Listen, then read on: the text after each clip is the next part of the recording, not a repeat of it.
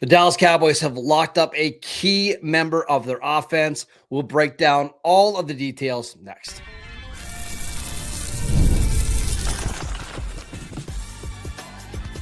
You are Locked On Cowboys, your daily Dallas Cowboys podcast. Part of the Locked On Podcast Network, your team every day. Welcome back to the Locked On Cowboys podcast. We'd like to thank you for making us your first listen every single day. Today's episode is brought to you by FanDuel. Use your profit boost on an NBA future and get entered for your chance to win a trip to the NBA Finals. Play your game with FanDuel, the official sports betting partner of the NBA. Welcome back. I am your host, Marcus Mosher. He is Landon McCool. We'd like to thank you for making us the #1 sports podcast network. And on today's show, we're discussing the Dallas Cowboys re-signing Javonte Williams ahead of free agency on a 3-year, $24 million contract. We're going to talk about some potential pitfalls here, what's next at the running back position. But I think overall, the belief, at least from Cowboy fans, is they're very excited to have Javonte Williams back because of a lot of different factors, including what he did as an inside runner last year and as a pass blocker. But it just seemed like, Landon, this was a player that the players loved, and they kind of had to bring him back. So I totally get it.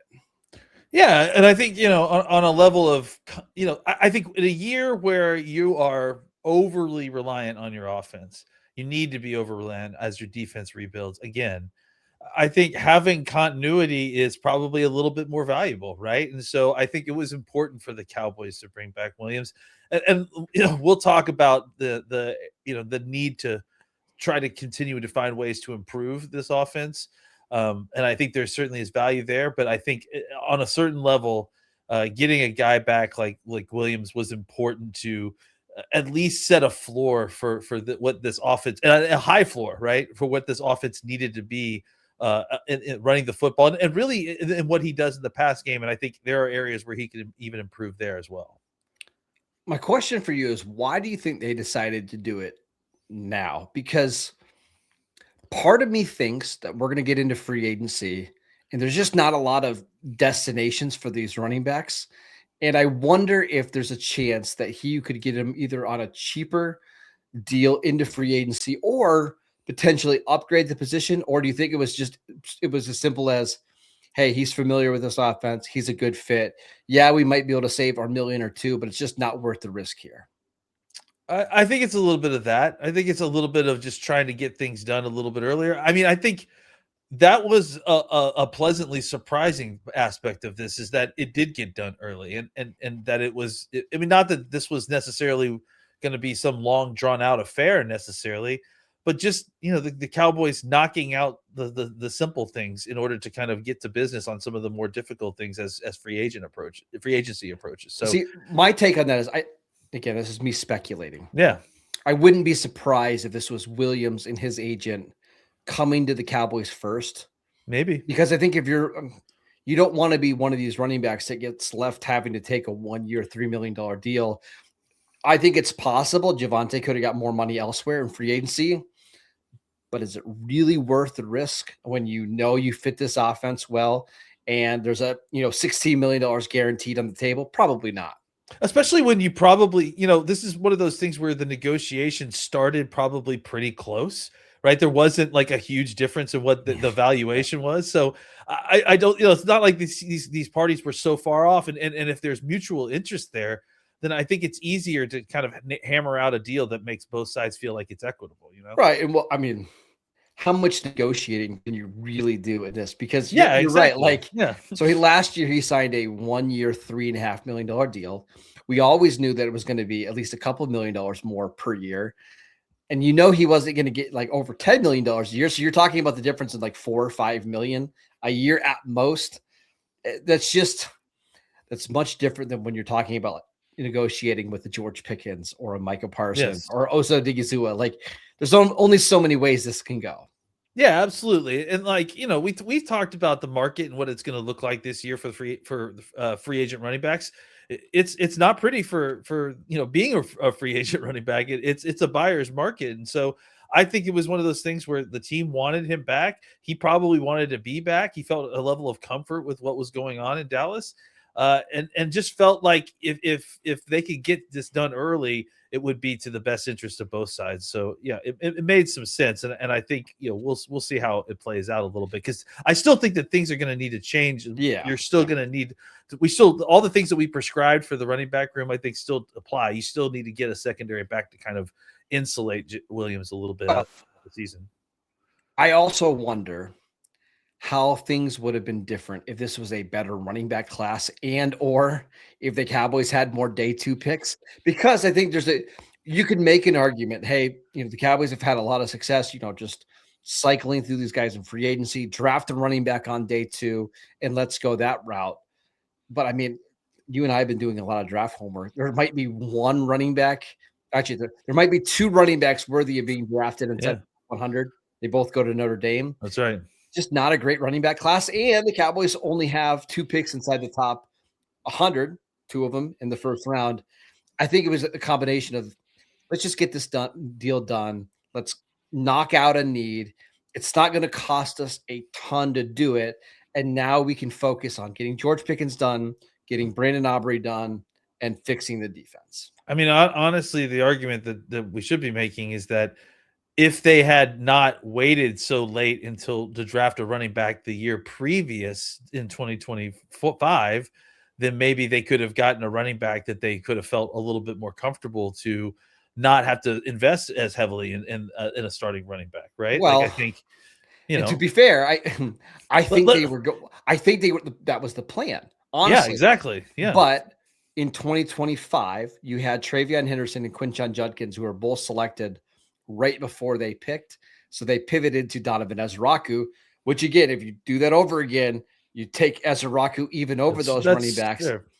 But in round 3, I don't think there was a guy that they loved, and they had a high grade on Ravel. The problem was between picks where the Cowboys took Ravel and that 5th round pick of Jaden Blue, or where all those other running backs went, and there was just nothing there the Cowboys felt great about. It's just the way the whole thing played out was rough, and I think ultimately the Cowboys landed on their feet because Williams was such a great value last year as a running back, and look, I think the contract is right on the upper edge of what you and I talked about with being comfortable with, as far as when we first kind of laid out a deal for him. So I'm not upset with it. I think again, I think he's a good player, and I think he brings a high floor to the situation. But I still think that you need to add some dynamism to the offense with a back that kind of alternates that skill set. And whether that's Blue or whether you need to kind of still go out and find another running back, that still remains to be seen. The good news is I think you can find that player, whether it's in free agency, whether it's in the draft, but it's really hard to get rookies that'll come in and pick up linebackers in, the passing game as blockers that'll be able to grind out the hard yardage on, 3rd and goal. And Javonte showed that he could do that. I do have some concerns about him as a player, and we can get to those next. This episode is brought to you by TurboTax. Tax season doesn't have to take over your life.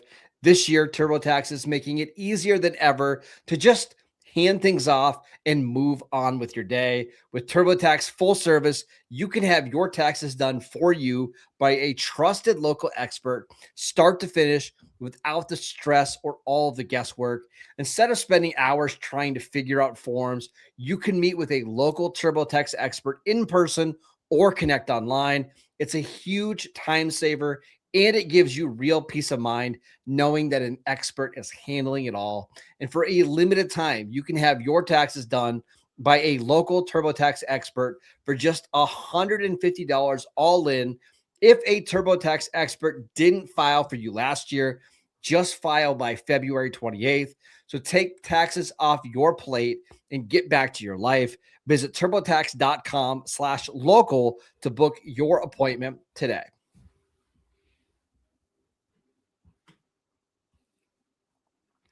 Welcome back to the Locked On Cowboys podcast. We'd like to thank you for making us your first listen every single day.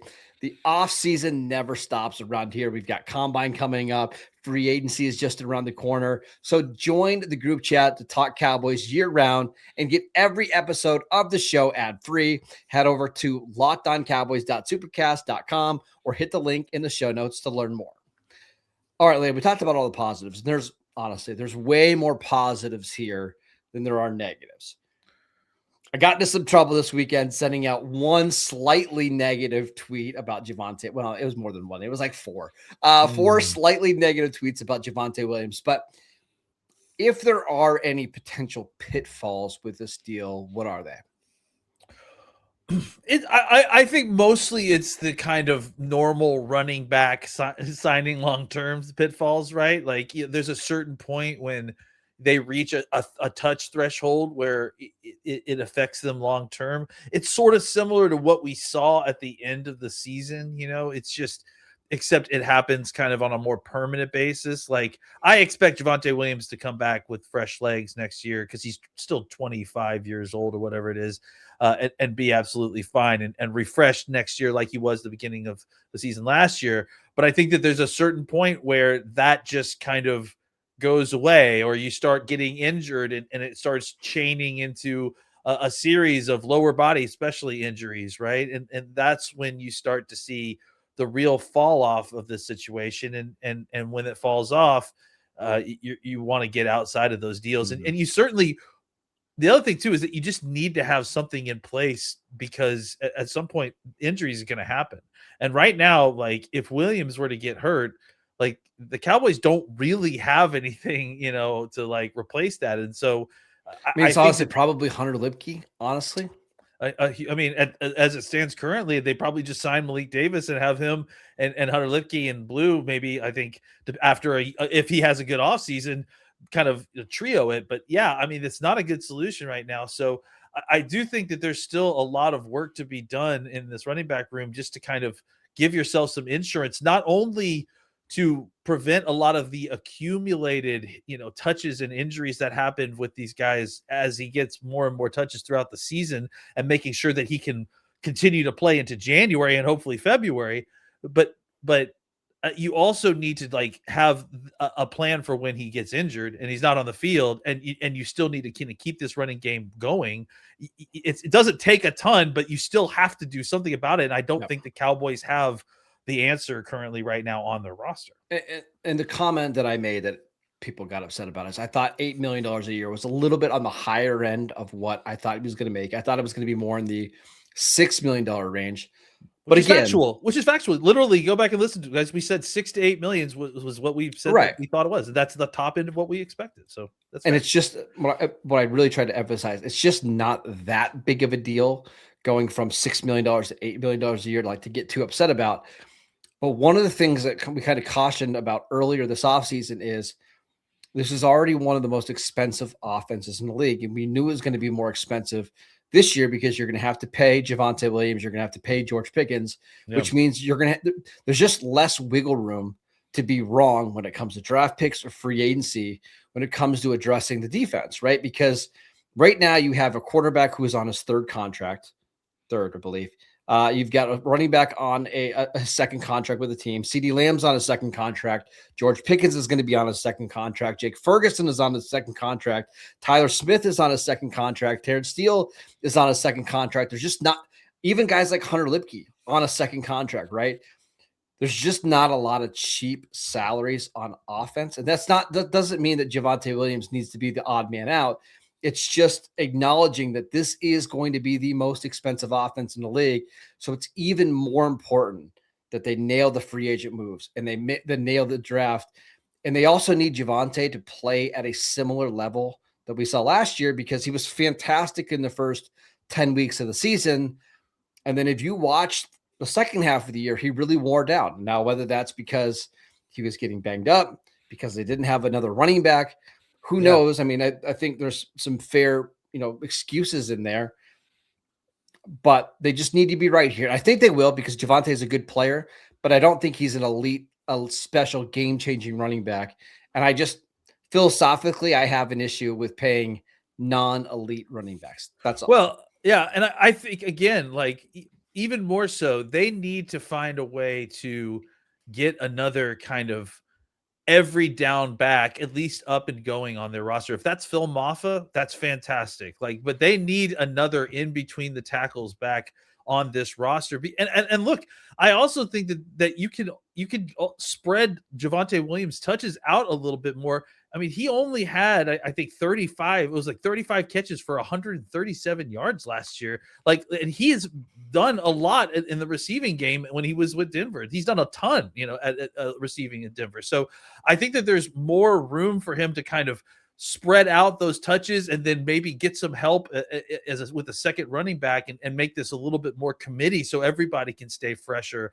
I don't disagree.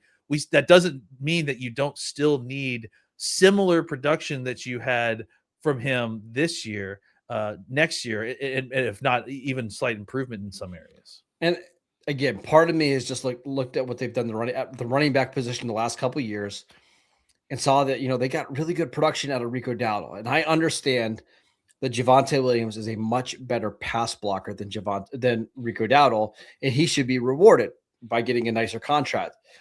But what if there was another running back out there that you could have gotten for $4 million, or maybe you signed two running backs for $8 million? Is that better than Javonte Williams? I don't know. But this is a time I wish the Cowboys would have shown a little bit more patience. But at the same time, I totally understand why Javonte Williams wants to be here. I understand why Dak wants him to be here. And I'm not going to kill them over $1 million or $2 million a year difference. Like, it's just in the grand scheme of things, it's not that big of a deal. And this, even if I have issues with it, paying Javonte Williams $8 million is not going to decide whether they are a Super Bowl contender or not. It's not. It's just recognizing that they made a choice, right? They made a choice for continuity, for stabilization from what they had last year versus the opportunity to maybe get a little bit cheaper, maybe get a little bit more explosive from something in the market. That was something that they had the opportunity to do, and they kind of passed it up, which again is a choice that they made. It's right. not a good, or there's no judgment on it. We'll see how it turns out. It's just a choice that they made. I don't think that's unfair to I say. just thought because of how many needs the defense had, they were going to be very tight about how they spent money on offense, and that was going to allow them to be more aggressive in free agency on defense. And maybe they still will be. Maybe we'll see them restructure more deals to create more cap space than maybe even we're thinking. Maybe you'll see guys like Terrence Steele restructure his contract rather than getting cut to free up some more cap space. I don't know, but I am curious to see how they address the defense. Because it'll be easy to point at Javonte and be like, hey, if we didn't spend this $8 million here, could we have gotten this linebacker or this corner? It's a choice. Again, I don't totally disagree with it, but I think we need to see how the rest of free agency plays out first. I think if anything, it puts a little bit more pressure if you're going to pay kind of the top end of what we were expecting in these kind of deals, especially on the offensive side of the ball, like you're saying. I think it puts a little bit more pressure for the Cowboys to get a Pickens deal done, right? Because then you can control the cap a little bit more, can lower that number this season way, way down versus what it's supposed to be with the franchise tag. So I think, it just, or they got to pull some more triggers on some of these deals that maybe we're not expecting. Last thing before we move on. Part of me was curious as to what the other running backs in the market were going to get. Like, if Breece Hall only gets, let's say, $10 or $11 million a year, or Kenneth Walker gets $10 million a year, part of me would have rather spent a little bit. I can't believe I'm saying this. Wow. Would have rather spent a little bit more money on the running back position. And I know Breece Hall has not put up the stats that Javonte Williams has. I just think in terms of talent, he's a more talented player. But again, they opted for continuity, and it's hard to blame them considering how successful this offense was last year with Williams toting the rock. They're betting on their offensive line improvement being the ceiling raiser here. And I'm hoping that that's true. All right, let's talk about what's next for the Cowboys at the running back position now that they've locked up Javonte Williams. We'll get to that next. This episode is brought to you by FanDuel. Ever wanted to experience the NBA Finals live and in person? FanDuel is giving you the chance to turn that dream into reality with their NBA sweepstakes. And here's how it works. Use your profit boost on any NBA future, and you'll automatically be entered for a shot to win an NBA Finals trip for two. That's right, flights, tickets, the whole experience. And if you're already looking at the board and thinking about which teams can make a deep run, this is the perfect time to lock in. I love betting on the futures market this time of year because we're past the NBA All-Star break. The action is really heating up as we get closer to the NBA playoffs. So visit FanDuel.com to get started and use your profit boost on an NBA future and get entered for your chance to win a trip to the NBA Finals. So play your game with FanDuel, the official sports betting partner of the NBA. Welcome back to the Locked On Cowboys podcast. We'd like to thank you for making us your first listen every single day. All right, Lena, let's talk about what's next for the Cowboys at the running back position, because you've got Javonte locked up for the next 3 years, at least the next 2 years. That's when the guaranteed money runs out. Yeah. You've got Phil Maffa. You've got Jaden Blue. I believe Malik Davis is a unrestricted free agent, but he'll probably be back. Mm-hmm. You also got Hunter Lipke, I guess. Stop it. What do you do at the running back position now? Do you just hope that Moff and Blue develop, or do you continue to look at the free agent market to see what's out there? I mean, I think what we talked about before is still holds true, right? Like you just can't. I think you have to pretend like you just don't have anything else right now. I think, or at least you look at the Maffa Blue situation as two guys competing for one spot potentially, right? I would agree. I still think you need to be, consistent in going out and finding a guy. And I also think at this point, you're looking for someone who's more dynamic, but I would say that you should probably try to reach for somebody who has, a balanced aspect of their game, is not just a pass catching running back. I think you've already got a guy who may be a little bit kind of one dimensional. And I think that Jaden Blue could develop into a more balanced running back if he puts his nose to the grindstone. I think he's shown the kind of footwork to run inside, if he doesn't not necessarily have the strength right now. But I just think you need to find a guy who could be a change of pace sort of back for you without being, just so like a speed guy that he can't be relied upon to run between the tackles if, for instance, something were to happen to Williams and he's not able to play. You just got to find a way to take touches away from these, and you got to spread those touches out in this running back room a little bit. And I can't believe I'm saying this again. I would not be opposed to looking in the free agent market and finding another running back and spending a little bit more money, because I don't think on day 3 of the draft, because the Cowboys aren't going to spend one of their first 2 picks on a running back. If they did, they might have to find a new host for the Locked On Cowboys.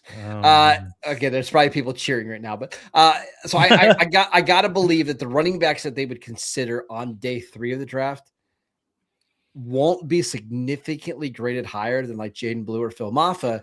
And that leads me to like, no, I mean, I wouldn't think so. I'm looking at some running backs in free agency, like Najee Harris, right? So these are all Pro Football Focus numbers from Over the Cap.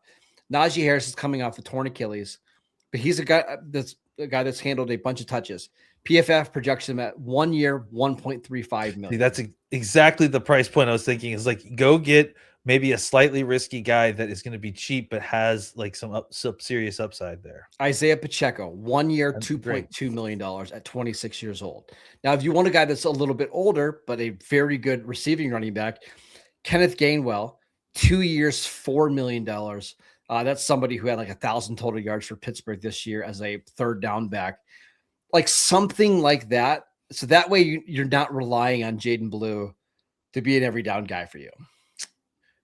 Look at how these dynamic run games in the NFL work now. They have multiple running backs, and not even just like with guys with different skill sets. It's just that they give the ball to a lot of different guys because they have a lot of different carries. So yeah, I think you go get a guy who has a slightly different game than what Williams has, but who can handle being more than just a passing down back. I think the guys that you mentioned all have experience doing that, right? They all have experience being more than just third down backs if they can get some help.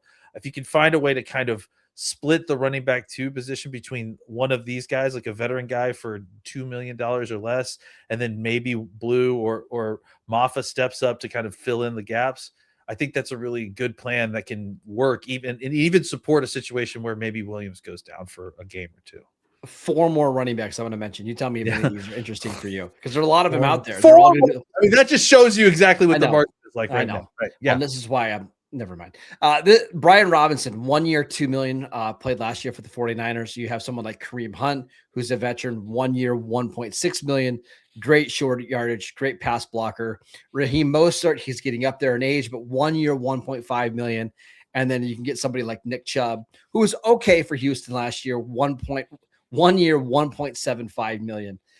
I think some of those guys are older and maybe you want to avoid that, but there are some quality running backs out there if you just need somebody that can eat 8 carries a game. Yeah. And look, I mean, I think you got better than what you were expected out of, oh man, I've already forgotten Miles Sanders early this year. Also, so I'm not suggesting you necessarily bring him back, but I'm saying like you've shown that you can get value out of those kind of cheaper older guys. So I actually don't hate any of those names, especially for the kind of role that we're talking about. I mean, Chubb, it's just he's so old at this point. He's so old, like, but I mean that brain and what he's done and the physicality, it would be valuable. But yeah, I just don't know if I could trust a guy even to be healthy in that role with what he's been through so far. But a guy like Brian Robinson, 26, good between the tackle run. Now, again, his skill set isn't all that different than Javonte, and maybe that's what sways you away from this. But if you're looking for a guy that could come in and fill his role if you needed him, I think Brian Robinson could be a good value. That is it for today's show. We'd like to thank you for making Locked On Cowboys your first listen. Make sure you subscribe and follow the podcast so you get all of the latest episodes. And if you never miss an episode, the Everydayer Club is built for you. Get Locked On Cowboys ad-free plus members-only Discord access and so much more. Head over to Locked On Cowboys to join the club.